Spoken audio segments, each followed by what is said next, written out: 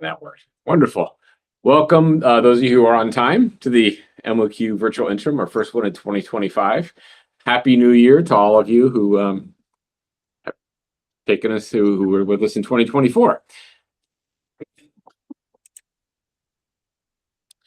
This is the IETF Notewell.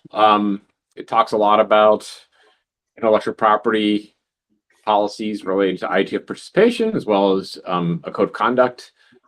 Basically, if you share information that is intellectual property, you are obligated to disclose that fact when you share that information.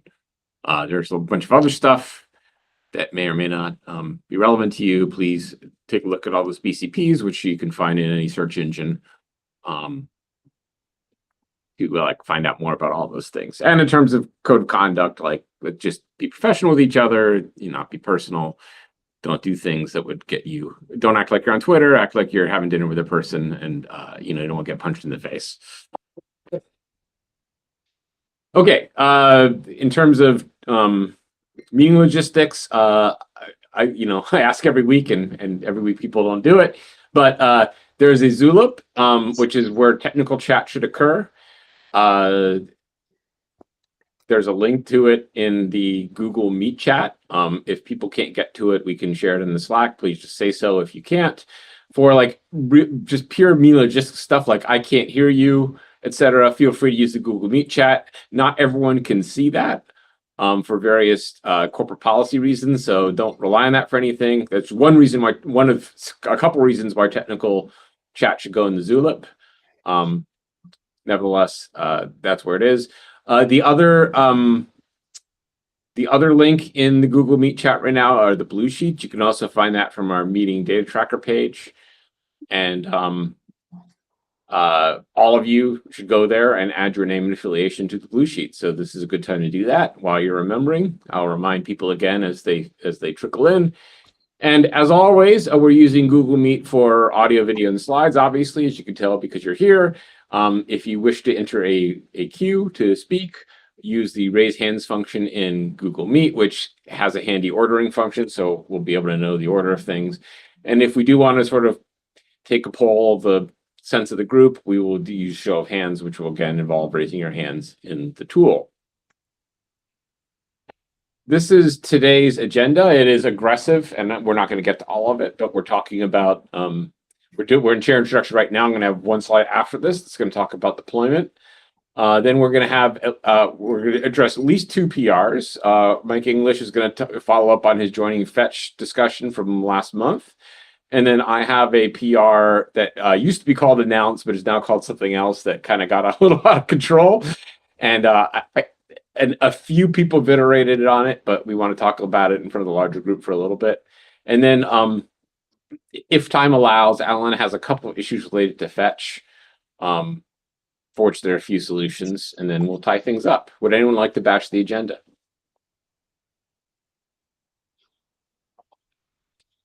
If you are late arriving, please sign the blue sheets. There is a pinned message in the Google Meet chat that will take you there where you can do that. All right, not hearing any agenda bashing. I'm going to move to my one chair slide. Oh, I'm sorry, we have 2 chair slides. One is scribes. We need a scribe. I think we all know the drill at this point. Right there below the blue sheets, people take some notes. I will just talk until somebody speaks up. As always, we don't need a verbatim transcription of the meeting. There's a recording for people who want that. That will be available on YouTube. Record major decisions, major points of discussion. A transcription is actually actively bad because people who want the transcription can just watch the YouTube. People who just want to get the quick gist of what happened would like these notes. So please be concise when you take notes. And thank you very much for your... I'll take notes and get it over with for the quarter. Thank you, Will. All right. All right, this is our one non-standard chair slide. I sent an email about this. I meant to send it to the list yesterday, but Gmail was smart, thought it was smarter than me and sent it to MFQ chairs. I sent it out again about 30 minutes ago. But basically, the opinion of the chairs is that we've been iterating on this thing for a couple years now. Most of the big pieces are there. Not all of them. There's certainly a lot of refinement to do on everything, and we're not claiming otherwise. But we think we're at the point where now if someone were going to try to do a trial deployment of this thing, it would not be a crazy idea, and it would be very, very useful as input to our process. We're making a ton of assumptions in this design work. So our question is, and this is oriented towards setting a agenda for our Denver meeting next month. Is anyone like ready to deploy, or like planning to deploy soon? And if you're not planning to deploy, if you would be ready to deploy, if we just did like one thing or a couple things in the draft, what are those things? I don't want to open the floor. You don't have to answer now. You can send an email to the list. You can email to the chairs, etc. But I would like to open the floor to anyone who'd like to speak that they're hoping to do something with MOQ in the next few months at scale.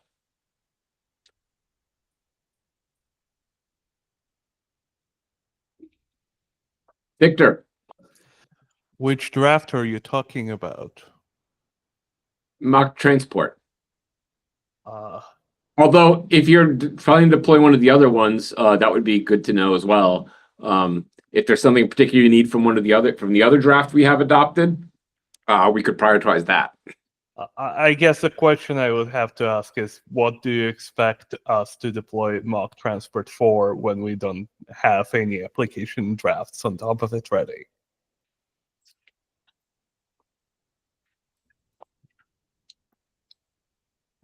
Because like when we were in QUIC working group, we worked on QUIC and HTTP3 in parallel, so that was an easy question. But here, That's a good question. We have a queue. Let's see what's going on. Oops. Alan? So I'm just like, since Victor brought up QUIC, it suddenly reminded me that like when HTTP3 lagged QUIC at some point in that process, and at Meta we ended up deploying HTTP 1.1 over QUIC because H3 wasn't there and H1 worked fine there, and we wanted to get experience with QUIC. So you don't always have to wait for the highest level to be ready. You can get creative and improvise. So that's just one note I wanted to make. And then internally at Meta, we are looking at deploying or using MOQT. We've got some projects in this half. They're not cases where Warp is fitting. So we're like, writing our own application protocol on top of MOQT. I think one thing that we haven't talked about much that might help us are cases where the publisher wants to speak first, and reducing round trips for that to happen is like something that would be potentially interesting. At least there's two different use cases that people are like interested in right now, and both of them are publisher speaks first cases. Suhas. Just to add to the point that Alan said, that the speaking publisher first use case is one of the things we support, even though it's not in the mock transport today. But I would like to discuss that at some point. Other than that, even though it's not fully, I can't discuss all the plans, but we have got more experience in building conferencing features or mock, and we, especially something like the active speaker switching, and we are learning that mock as it is today, it does not meet some of the use cases, and we are trying to work out the details so that we can bring it to the working group and see if it makes sense or not, and how do you really make mock work for highly scalable conferences, and some of the use cases on, because if you're an active speaker, you don't want your video to be sent to you to yourself twice.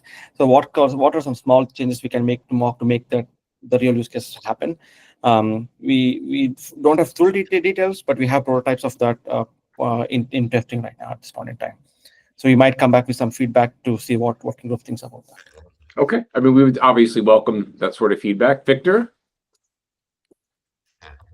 yeah, I guess on our side, we're also currently working on some things that will most likely not get deployed soon, but it at least interacts with our production infrastructure, and it currently doesn't use Warp.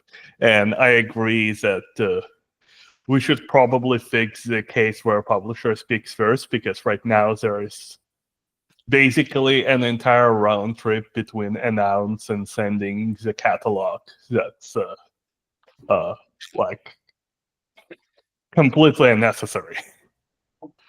Okay, so people have had a chance to reply. I do want my own reply to Victor would be twofold, and this maybe is really similar to what Alan said. But I would say number one, it is perfectly possible to deploy MQT with a proprietary application on top of it, which is I think what he basically said with HTTP1. So that might be sufficient for you to do something useful. The other thing I would say is that if we need an application draft, like if you need an application standard to move forward, I'm presuming you have some sort of application in mind. Like I think we would welcome a draft in that space. So if you have a particular use case and you just and you want to have a standard way to interact with people instead of at the application level instead of a non-standard way, that's great. And like, please don't let that be a blocker to you deploying if that's your concern. All right. Are there any other comments on this topic? I'm not sure we have any takeaways as chairs on things we want to address in February. I think publishers speak first. I heard 3 people say it, including myself. Okay. Yes, All right. Okay.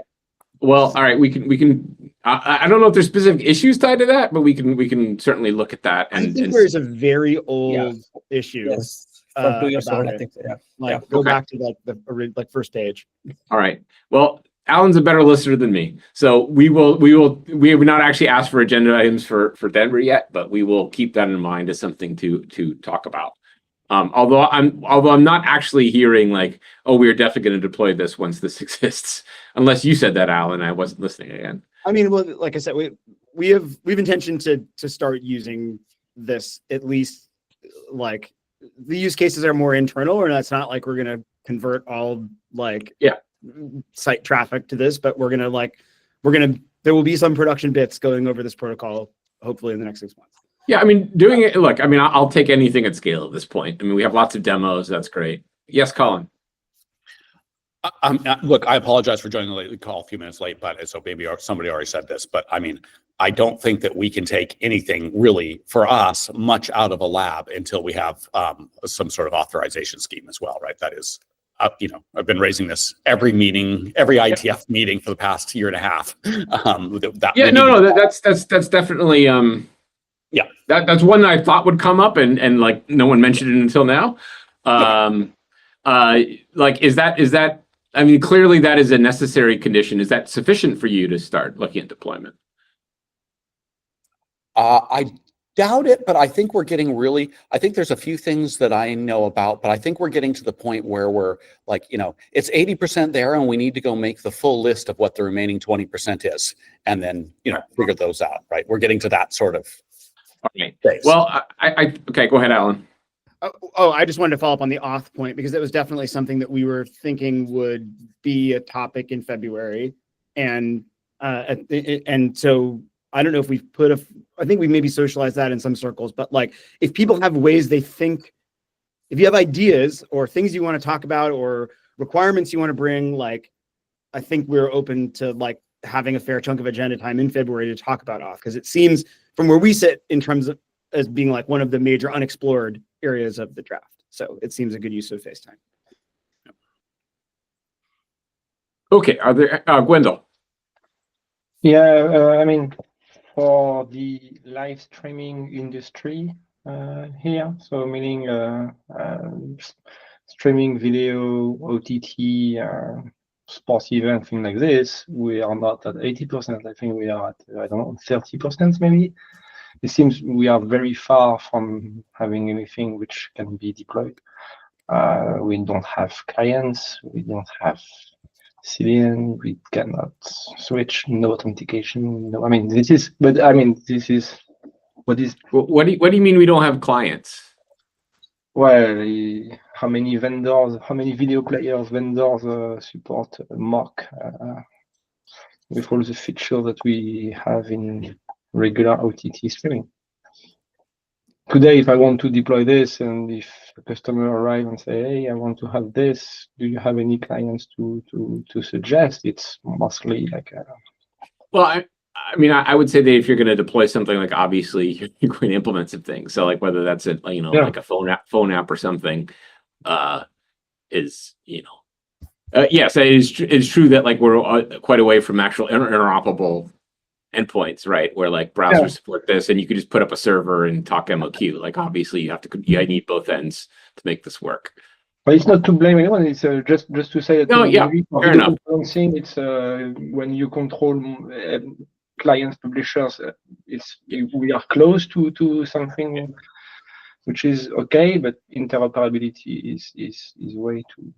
Right. I mean, there are obviously players that don't have the power to deploy at scale on their own, and that is what it is. Are there other comments on this topic? Okay. If that not, then I'd like to hand it over to Mike, who's going to talk about joining Fetch. Mike, is 30 minutes sufficient to talk about this issue? I think 5 minutes is probably sufficient to talk about this issue. Oh, even better. Okay. I'm not gonna time you then if unless it gets completely out of hand. Go for it. Yeah, and I mean, unless somebody really wants to try and derail this, it should be pretty quick. So let me just I have faith in us. share my screen here. Faith in our ability to completely derail this. Yes. We're pretty good at that. Let's see. Window, joining Fetch. And then let me adjust this to a more reasonable size. Okay, so this PR we discussed about a month ago. At that time, there was consensus that we should move forward with something. We took a show of hands, and most people felt they were in favor of making a few minor tweaks and then going ahead and merging. So I have made a few minor tweaks, mainly to this section, clarifying what we do in some of the edge cases. So basically combined some suggestions from Will Law and Alan to clarify that when we respond to a joining fetch, we need to do that in such a way that it corresponds to a subscribe within the same session, meaning like the same endpoint, rather than a different an upstream relay or an upstream publisher.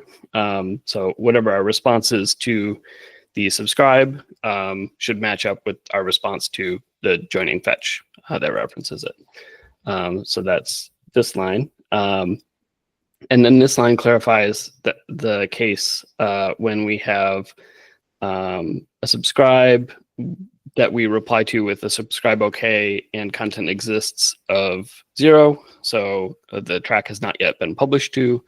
Then we should respond to the joining fetch with a fetch error. Slight question. Are other people seeing your screen share? I'm not. Is it? Yeah, we can I see it. Okay. It's teeny tiny, but It's TNT. I can make it larger.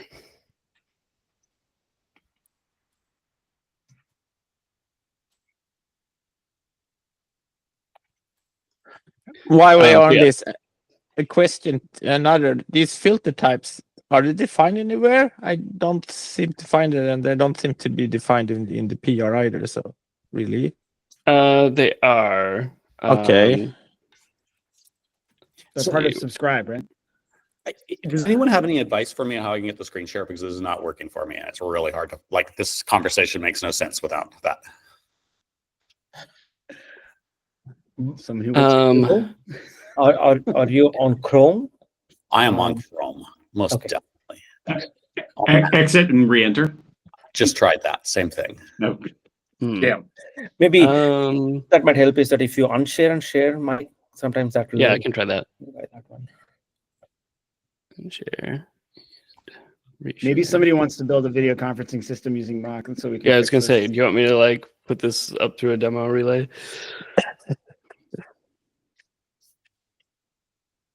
Yeah, How about now? like, no, Any I luck, mean, I Dylan? just I see can see your it. I can icon. see the reshare. He's just got PR. Yeah, I can 678 just up. send you like the link is I'll put the link in Zulip to the PR. You can just look at it. Search for, let me see which text we are looking at specifically.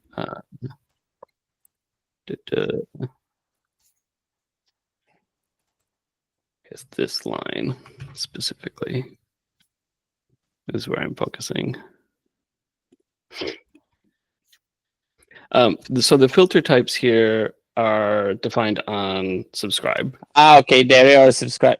What? Yeah, and so it's a little confusing because the fetch type that we're using to define this joining fetch is defined here, and it's kind of modeled after the filter types for subscribe. But filter types are a property of the subscribe, so that is already defined elsewhere. Yeah, I noticed what the problem was. There's spaces between the for latest group and latest object. There's a space between. That's why I didn't find them when I was searching in the spec. Yeah, I think there's kind of an editorial pass. Yeah, that's worth making to standardize all those names so they're easier to search for. Because there's a little bit of inconsistency. So yeah, so I guess the remaining work here is like, is this sufficient? Does this answer everybody's questions from last time, clarifying these edge cases? And then are there any other editorial nits, like, you know, maybe the spacing or capitalization type things that should be made before merging this? Mike, I have a question just to up level, and I'm sorry to ask this question. Every time we use a joining fetch, we have already issued a subscribe, correct? Correct. Is there a reason we didn't make the subscribe and fetch verb? Because it seems like it fixes a bunch of edge cases. And I think when Alan starts talking about how we're using streams and things, it might be easier to reason about those questions if we had a single verb. Or do you think there are times you'll make a subscribe and then not be sure if you want to make a fetch until you've made the subscribe? There are times that you may want to make a fetch independently of any subscribes. Yeah, I wasn't suggesting getting rid of fetch. I was kind of asking. So yeah, basically the reason was that was the sense in the room at IETF 121 was that there was a preference for this like modification of a fetch rather than having a new verb. I think we proposed both. Okay. All right. I guess, and we think the edge cases here are sufficiently manageable that they're fine. Or I guess I need to reevaluate them, but okay. Okay.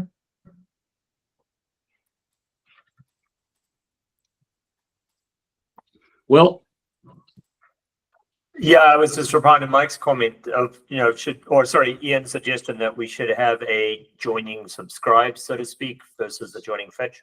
And we actually started off that way, if you all remember. We had the ability to say how many groups you wanted to go back and now subscribe, and we clearly took that out and said it belonged somewhere else. So it has been considered already, and it was voted down.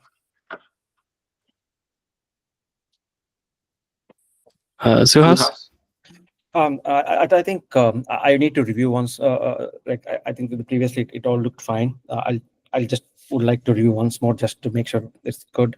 But otherwise, it's going in good direction. A couple of quick observations I had was Ian has a PR that basically says that if you are going beyond like the filters that's already been in the subscription point, then you start with the latest object. Probably that PR also should go along with this PR, because if not, we'll have two different ways for doing the same thing. The second observation was that if would it help if you add a couple of lines that explains why someone would use joining fetch for new readers to know why they have this another joining fetch. That I could not find a quick read of it. Maybe that's for clarification that might help.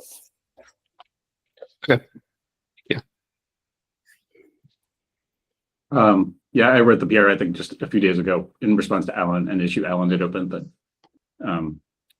which I think is a very valid issue, which it's it can be very difficult to avoid trying to subscribe to something in the past in some cases. And so making it illegal is kind of cruel and unusual when you can just do the thing we do for fetch and be like, as long as I'm going to give you something, then it won't be a failure kind of thing.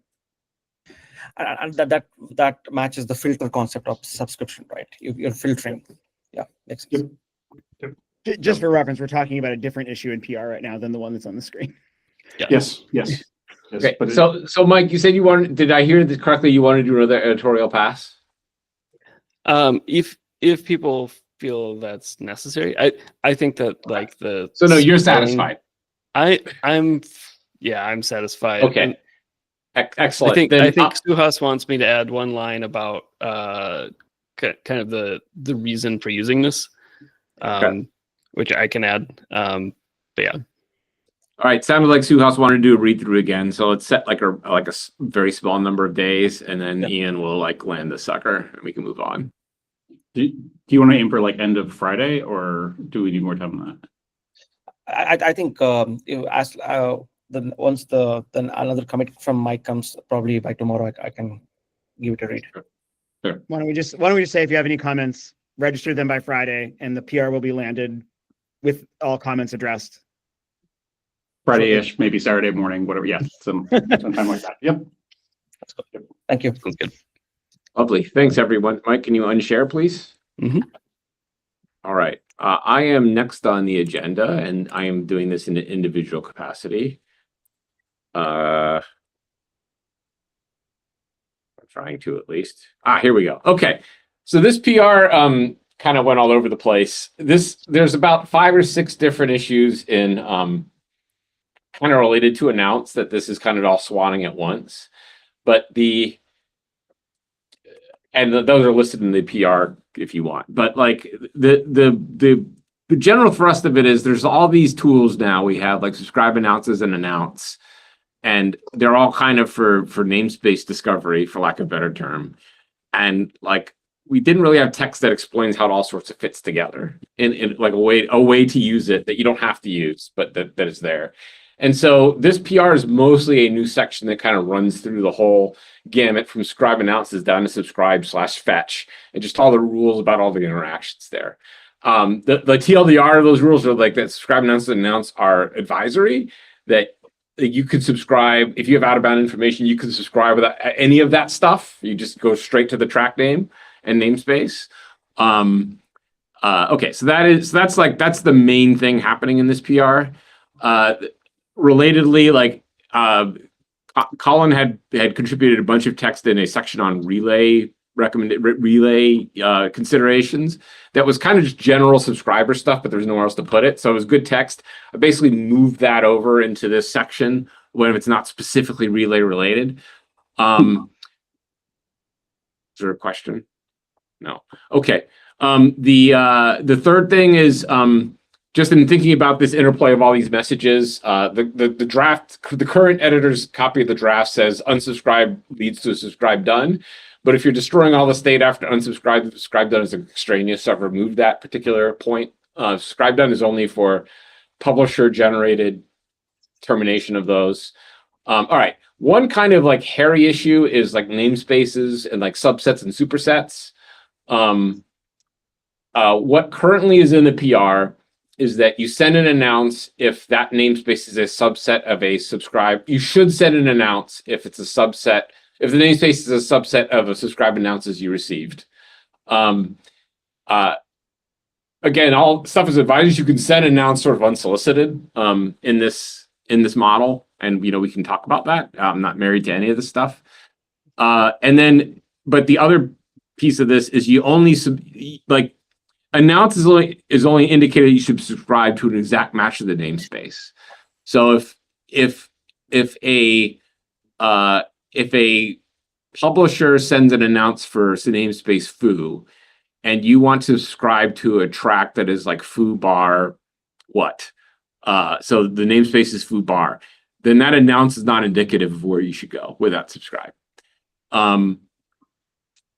It gets complicated if you loosen that, but this is the current text before this PR says that it has to be an exact match. It may be a leftover from before we had this hierarchical namespace, but at Alan's very good advice, I decided not to just introduce tons of extraneous changes to normative text here. I would like, if like there's a very strong feeling we should change this, I'm happy to change it. But if it's going to be an extended debate, I'm happy to I would prefer to sort of land this and have a specific issue on this thing. Alan. Just to clarify what you're saying, in bullet 4, there's no changes versus the current draft, right? I don't remember what the current draft says about announce versus subscribe announces. At least the intention when I added subscribe announces, or at the time of subscribe namespace, is exactly what you have here. Yeah. So, I think in many ways this is an editorial draft, PR, but there are some normative changes, and I think I've tried to run through them. One problem that existed already, and this draft is not fixing, is infinite loops. So I probably should have made 2 slides out of this. But okay, let's say so the subscribe announces happen first. So A sends subscribe announces for some name. I'm sorry. Are you sharing slides? Are you sharing slides? I am sharing slides. Okay, we need to move to a different video conferencing system. This is not working. Somebody, and this is a regular reoccurring theme. Can you send me the slides? Anything? They're posted on the data tracker under chair slides.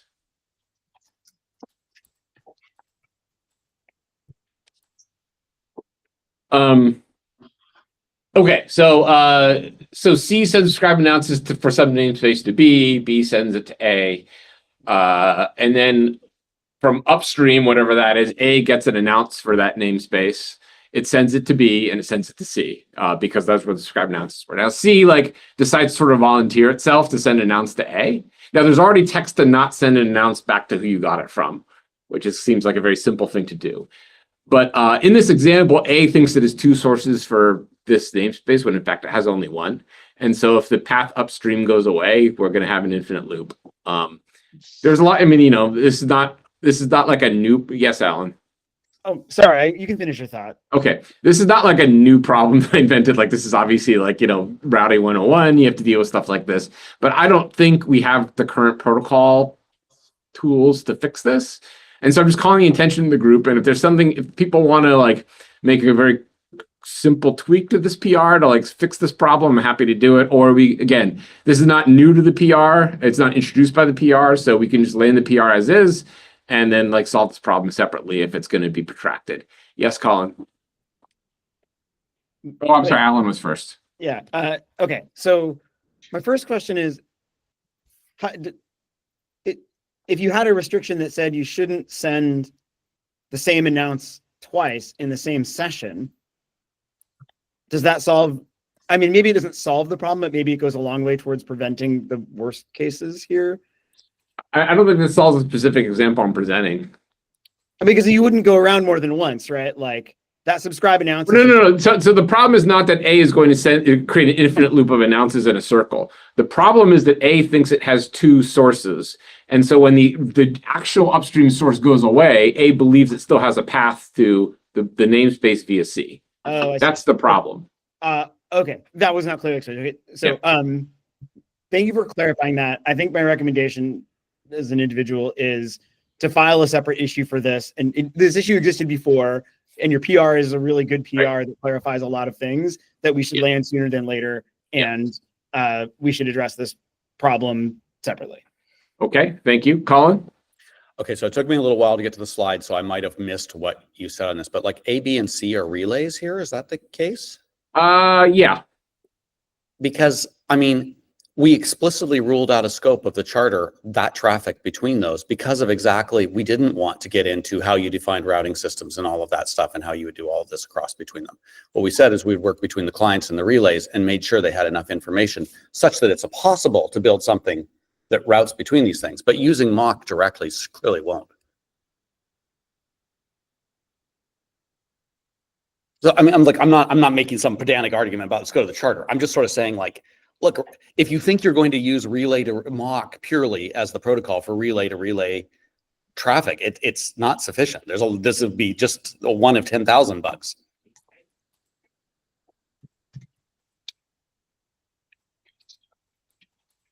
Right. So like in that context, can you sort of, I don't even quite understand what the issue is like. So the issue is the issue with this is that again, if the upstream source goes away, A believes it has a source for the namespace because C sent an announce to it. That is the issue. I think maybe if you like, it's supposed to the change should also unannounce, right? So like if the original publisher unannounces to A should forward that unannounced to B and to C. And if for whatever reason C announced to A, even though there was no subscribe announces there, it should understand that route's going away. Well, why would A forward the unannounced if it has a path to the namespace still? But I mean, like you're like, I'm not even sure if you're assuming it, like you're assuming like an interior or exterior style routing protocol here. I mean, like I just don't. I mean, you know. If you're going to propagate routes, you need to have some way of saying when the route disappeared. You need some way of removing them too, right? Yeah, but that's unannounced. But okay, is this part of where we needed a via-like construct saying this is the chain of custody up to back towards the publisher in announce? But I mean, like, I would be very, very strongly against adding the things you need to do to make this work into the protocol. Like, is a huge chunk of work. It's a huge different thing. You'll need to understand what the routing state is. You'll need some way of updating it when things disappear. You'll need some way of understanding what paths are. You'll need some way of understanding what the best path is. And there's like, this is a massive space that seems largely out of scope for the working. Well, I mean, it's explicitly out of scope for the charter because I don't think we need it. I mean, I'm sure people building relays will construct this, no question about it. But I don't think it needs standardization. Okay, it's a vote for ignoring the problem, which I think certainly in the narrow issue, this PR is fine with me. Victor? Yeah, I'm very confused. I looked away for like 5 minutes and when did we become routing working group? Like this does not seem to be relevant to what we're really trying to do, which is to build a media transport protocol, because those issues are not transport issues. And I don't even really think most of the people, almost anyone in this group would want to solve this issue, because I feel like most people would opt for some solution that is extremely centralized and does not involve anything that is has anything that's shaped like a loop problem.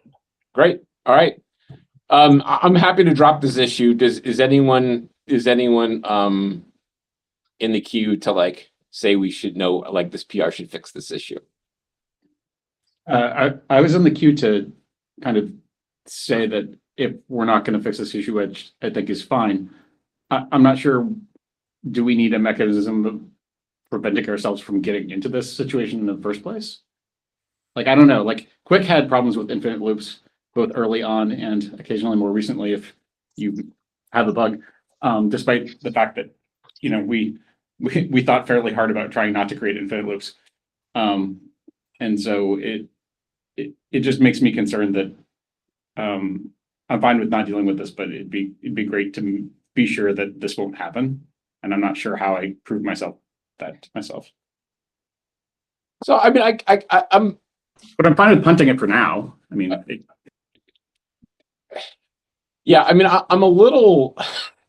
I mean, I think there's a lot of text about forwarding announces and stuff, and like I'm not sure what context that could possibly have beyond like relay to relay communication, right? I mean, it's fine. I mean, if we, I mean, go back to the chart and look at it and just like just delete all that stuff.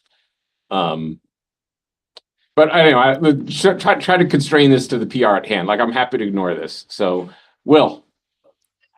Yeah, regarding the current PR, I think you should ignore it. But the bigger picture, I think, from what Colin and also Victor were saying is, do we want to have a separate issue and remove it from mock transport completely?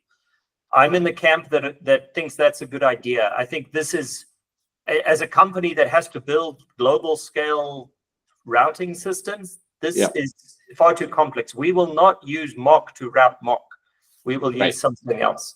Okay. And this was added in the beginning as a sort of proof of concept, easy way. I remember Luke had it to announce things, but it's very chatty. And I would be in favor of simply you announce to a relay, and that's all we specify, and you walk away. We let the relay builders figure out what to do with that information.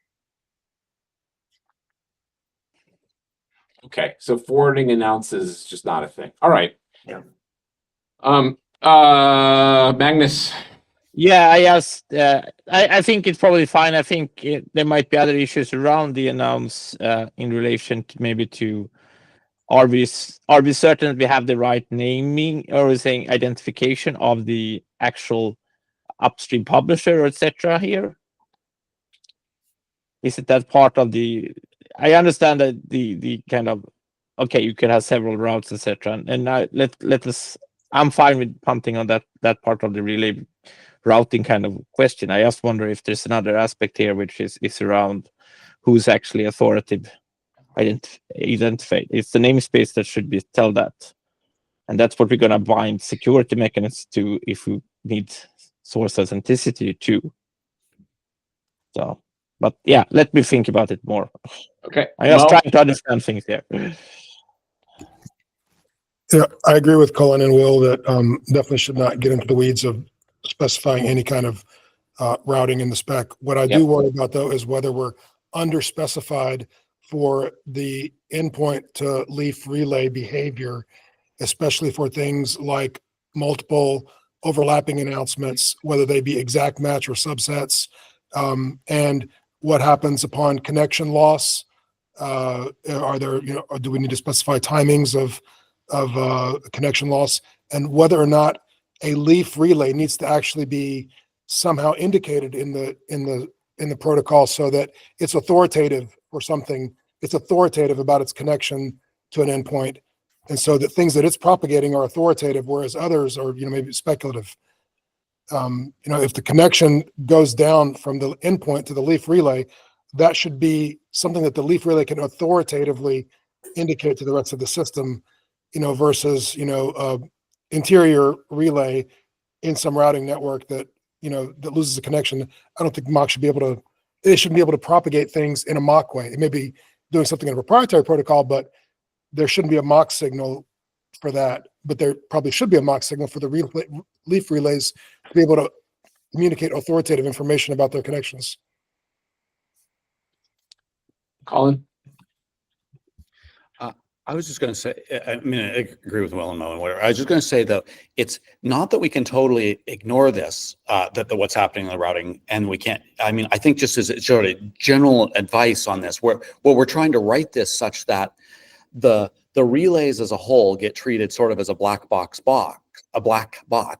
But we do have to be clear that, like, when a given message arrives on, on a relay on one side of the relay cloud, the message in there may cause a message to fall out the far end of the relay cloud in a certain way. So it's not like we can totally ignore this, but we're only talking about the messages that are coming sort of into the cloud.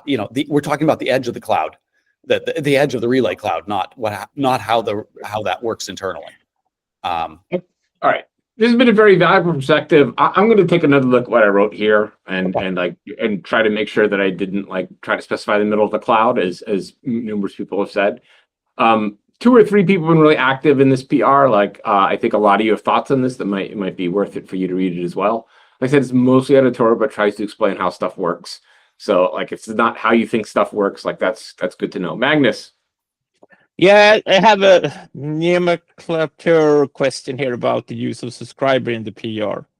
Are you meaning subscriber as defined is in the draft, or do you mean the announced subscriber? You on the slide or in the PR? In the PR. I think generally, well, I mean, I think it really depends on the context. I don't have it in front of me right now, but like in general, I think it means the person who's sending subscribe. Well, Okay. let me be careful. Subscriber is a role. I mean, we kind of got rid of that term, but like there are publishers that have objects to give you, and there's subscribers that want objects, and a relay can be both, right? And I think that's so the person who sends subscribe announcers is the same person who sends subscribe, like for a given track. That is like those are sort of Yeah. I think you have to look at a little bit on these words and how you use them, and just. all right. Fair enough. All right, I want to give Alan some time since I think we've run this into the ground. Suhas has a hand. Yes, Suhas. I just wanted to say that I started reviewing the PR. I should have some comments by Okay, tomorrow. great. Thank you. Yeah, so I mean, like I said, I'm going to read it again. I'll take comments over the next few days. So, and then like when I'm comfortable we've done that, then I'll hand it to Ian, and then Ian can decide when he thinks he's ready to. I think we're going to merge something along these lines, unless a bunch of people say this thing is completely wrong, and it's just in the wrong direction. But that's up to Ian ultimately, or certainly in of course the other two chairs who are going to judge consensus on this. Ian, I just wanted that reading this, I at least thought it was helpful of what announce might do. I don't have a strong opinion. I actually don't understand like what announce really is for in some like way. Like, I mean, people have tried to explain it to me, but like it clearly has some use cases, but like it seems a little bit nebulous to me exactly how it will be used in production. But like at least this PR sketches out a vision of how it might be used. And so, I mean I'm okay. It's better than the status quo for sure, in my opinion. from our messing around with mock chat, it seems useful for like client as the publisher cases. Like, hey, I have live stream video of me, making pasta. So like that's what this is, kind of things. But your mileage may vary. Colin? Well, I mean, I think that it's like that we need to get really crisp in the draft about what announce is for, because like when we have people on calls like this that are not clear on it, it's things like I think it has only one purpose, and that is to know where to route a subscribe. I mean, the relay network it doesn't matter whether it's a more centralized video, let me call it YouTube, or whether it's something else. I mean, the relay protocol doesn't have way to know where to route that subscribe short of an announce, right, for a given namespace. So, okay, well, I mean that's part of the intent. Maybe you can help clarify that in the PR. I mean, I was looking through the PR. I didn't look at I haven't reviewed your PR in the context of the whole draft, which I need to do. I know, I apologize, but like just reading the PR, it doesn't really change that. We don't have to do it in real time, but yeah, just this. The point of this presentation is to call your attention to this, to ask this question about relay, about loops, which we've I think pretty decisively resolved, much to my relief. And actually, I did gain some insight that is going to cause me to read the whole thing and make sure that it is the smart way to do it. But your comments are welcome. All right, I'm going to stop sharing. Thanks. Do you want to, Alan? Do you have enough time in 12 minutes to introduce your I thing? can at least talk through it, and people can add more comments. Do you want to present, or do you want me to drive? Can you just put it up there? It's probably easier since you're already sharing. I just want to say in that last discussion, that fourth bullet about like we currently only route exactly. If there are people who think that's wrong or needs to change, can you file an issue and say you want to change that? Because it's an assumption that's baked into the draft, and I don't know, it works for like the mock chat use cases, but if somebody needs something else, like we don't have time to discuss it here, please file an issue. We can talk about it in Denver or whatever. But like right now it's, you got to match exactly like it's been forever. Okay. So I talk about a couple of things that I came across when I was implementing Fetch. Next slide. This is all individual work.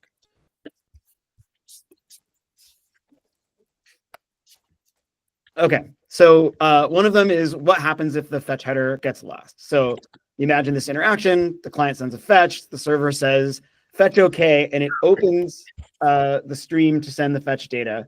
And the first thing it writes out is the fetch header, which includes the subscribe ID that identifies which fetch this stream belongs to. But imagine that gets lost, and then as the publisher is trying to publish, it makes a mistake. So it encounters some sort of API error, which in my stack causes it to tear down the fetch response. So it will reset the stream, but that means the receiver may never see the subscribe ID for it. So like it got a fetch okay, but it never saw a data stream that was like it was promised. So this is like another reading part, if you've been in web transport for the last 4 years, like this is not a newish problem. So what should we do about this? So one is we don't have to do anything about this. You need to have a timeout anyway, because the peer could be buggy, the peer could be malicious and send you fetch okay and never open your unidirectional stream anyway. So we don't actually need a solution. We could recommend that we use reliable reset, which is kind of how things are in like web transport, which is like, okay, like once I've committed to sending you this thing, I'm gonna make sure that you at least get the header so you see the stream and you can match it up and do the accounting on your side. And even if I reset it, I know at least you'll see that like I tried to do the right thing. And the third option is we could use a bidirectional stream for fetch. And so if the publisher sends a reset, like the subscriber or the fetcher already knew like the stream ID that was supposed to contain the response objects. So like that would join it up. So keep this problem space in your head, and I'll talk about the next issue, and then we can take a few minutes of questions or people can think about it. Okay, next slide. If you haven't signed the blue sheets, please do so. We're running out of meeting time here. There's a link in the Google Meet chat. Alan, which slide? Oh, I'm sorry. This is slide 3. Slide 3. Okay, This so is another like number issue. 630, fetch, cancel, and stop sending. Yes. That's what. Okay, Yes, thanks. that's where we are. So another issue is like we have fetch, cancel, and stop sending on the fetch data stream, which are very similar things. So my thought was like, can we get rid of fetch, cancel and rely on the stop sending? Just as a one potential simplification. So again, we have a few different options. So one, we can do nothing, which means you can send fetch, cancel, and if the stream has been opened, you also send stop sending. So you just kind of send them together. We could get rid of fetch, cancel, but it means you can't cancel a fetch until the publisher opens the fetch stream, because there's nothing to stop sending on until then. Or we could make we could put fetch on a bidirectional stream. And again, so like I could stop sending it at any point. I don't have to wait for, I've already got the stream open, so I don't need to wait for the publisher to open it. Okay, I'm going to go through slide 4 and then people can just talk about this. Okay, so what would we need to think about if we did fetch on a BIDA stream? So one of them is message ordering, right? So one of the reasons why we love our control stream is that it like orders all the control messages. And at least for joining fetch, that matters, right? Like you need to send the fetch for a subscribe that's already there. And if we allowed the fetch to come on a different stream, then it might get there before the subscribe that it belongs to. Now, the problem is solvable, but since you have the subscribe ID, you just sort of say like, okay, well, I must have erased it, and I'll wait for a while for that subscribe to show up before I process this fetch. Otherwise, I don't think it's that bad. Fetches are very independent. And so I don't know that, especially if you take the cancel messages off the control stream as well as part of it. So I think it's not horrible, but it's something we need to think about. The other one is like, where does fetch okay go in this world?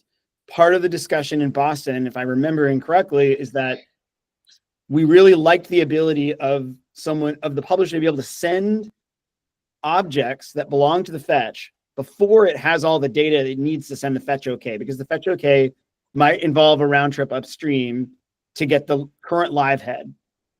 And so we liked that property. Someone can correct me if I'm wrong, but if we put everything on a BIDI stream, like that gives us, again, a few different options. So you could leave fetch okay on the control stream, which is kind of weird, but it still affords this property of the okay is completely asynchronous and everything works. You could put it on the BIDI stream, but you could allow that fetch okay to be anywhere. And that would require some slight wire tweaks that would allow you to see like object, fetch okay, object, which is also kind of weird. You could also put it at the beginning of the BIDI stream, but then that means it would break this property and make it kind of headline blocking in the case where I need to go do something to figure out the fetch okay, and I have objects to send you, but I'm waiting, I can't send them yet. So I will say I don't know that I have a dog in any of these. I don't know that I care any of it. I came across these issues and we should just resolve them. So Victor.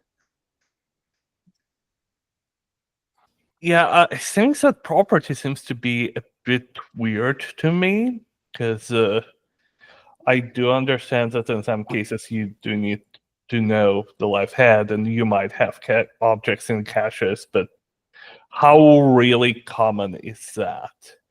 And my second question would be, because usually when that happens, it means you have someone subscribed, so you probably already know where the stream is. I will just quickly respond. I was like, I have not written a cache yet for my relay, but I did start thinking about beginning to try it. And it's kind of, it's sort of weird. And I sort of wonder if anybody has like implemented a fetch cache or all the interact between fetch and subscribe. So if you have, let me know. I'm curious. Who's next? Suhas. I think I'm even when we proposed fetch for the first time, I think a bidirectional stream is simplifies a lot of things. Things like the initial proposal was to have the bidirectional stream for data streams, not the control streams. Like you have control streams for all the control message, but fetch will be in its own bidirectional data stream. We need to identify this is like not the control stream, but the data stream per fetch. And that would also simplify some of the problems about stop sending or some because either side can reset. A cancel can also be triggered as part of the resetting the stream, saying that I'm no longer interested. And also you don't need fetch OK in that case. If you're using the same bidirectional data stream, then you do a fetch and either you get an error or you get the data and an end of fetch message once everything is fetched. Then you don't need OK is implicit with the data coming in because it's saying the same context. So the OK includes this, like it includes information with the live head, and I sort of forget why we said it needs to have that information, but it does. I think maybe we can revisit that point, but I think at the design level of if I see your proposal thing is that like how can we do this either with bidirectional stream? You have some things that you need to work on to clarify versus something like what we can do with what we have today.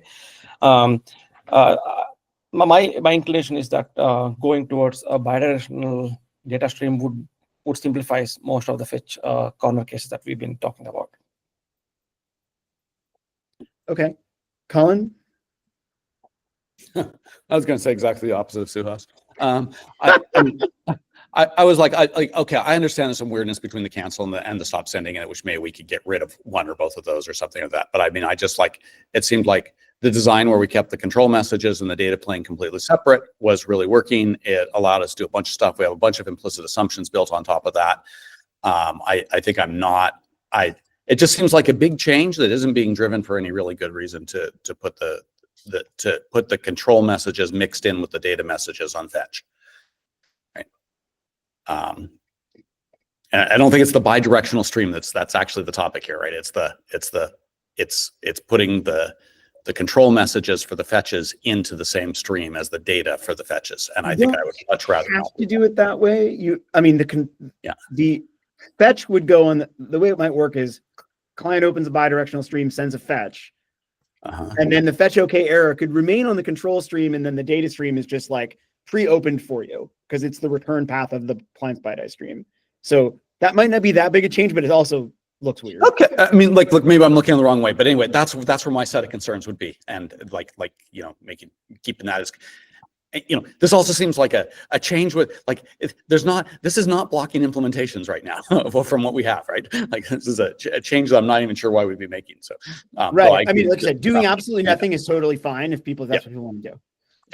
I guess I'd want to know what was driving us to do something beyond what we have today, I guess. Oh, I can tell you exactly what was driving. I was reviewing Martin's code, and I saw that like the state management there is like really bad, and there are lots of edge cases that could be solved by just tying the control and basically managing the life cycle of two independent things is really annoying, and we cannot get rid of it for subscribe because subscribe is just, it spans multiple streams.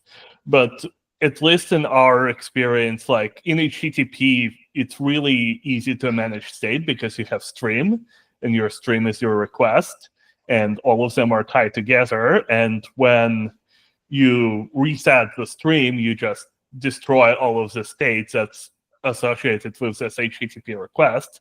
And the observation here is that we would simplify a lot of state management with that, because right now we have to deal with this thing where we have a fetch, and we have a state for the fetch, and it's kept independently from the fetch stream. But what happens when you have the fetch stream? Well, you have to tear down the state for that. And there are lots of really odd things. So if we merge those two states together, it becomes really simple, because once you reset your incoming fetch stream, all of your state is gone, that fetch is gone. You can clean everything up, and it cleans up automatically QUIC for you. Now, I do agree that there is a big problem here, and that is, how does joining fetch interact with that? And now that I think more about joining fetch, it's not entirely clear to me. Yeah, Okay. Victor, that's a Thank really, you, Victor. I totally get what you said. That made sense. And but given we can't do that for subscribe because it's tree architecture. It's not a one way, so it's not this direct relationship. And then, so given we're doing subscribe that way, then I end up wanting to do our fetches sort of parallel how we do the subscribes to keep the code simple. So I don't know. Anyway, I guess this all needs some more thought. Okay, All right.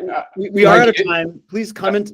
There's these two issues. Please add your comments and thoughts there as well. I think I'm sort of happy to kind of park this maybe till more people implement fetch. As Colin said, it's not blocking anybody right now. So, but I appreciate the comments. All right, Alan, you're welcome to add disposition of that issue as you see fit, but please comment on the issue if you care. Thank you, Will, for taking notes today. And we will see you all in 2 weeks. We're getting close to Denver time, and expect a call for topics very, very soon. Bye. Thank you, bye. Bye-bye.